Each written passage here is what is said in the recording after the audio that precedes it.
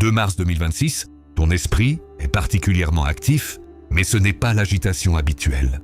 C'est plutôt une sensation de trop-plein intérieur, comme si plusieurs pensées voulaient toutes sortir en même temps, sans trouver l'ordre juste.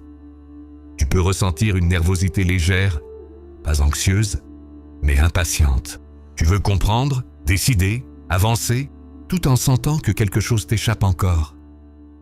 Par exemple, tu peux ouvrir plusieurs messages, commencer plusieurs conversations, puis tout refermer sans répondre. Ce n'est pas de l'indifférence, c'est une saturation mentale.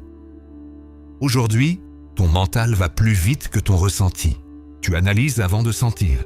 Le codex te montre que cette inversion crée une fatigue invisible mais réelle. Émotionnellement, tu veux être compris rapidement. Tu n'as pas l'énergie d'expliquer longuement ce que tu ressens. Quand l'autre ne suit pas, tu peux te refermer ou plaisanter pour éviter d'insister.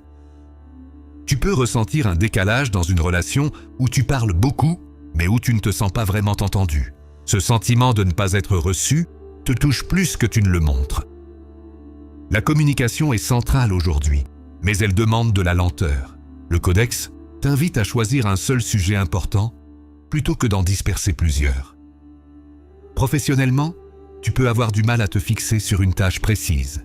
Ce n'est pas un manque de capacité, mais un excès de sollicitation interne et externe.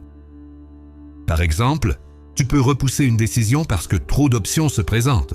Tu sais que choisir, c'est renoncer, et cette idée te met sous tension.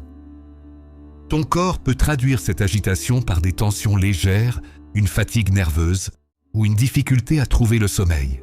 Bouger, écrire ou respirer consciemment t'aidera à ralentir.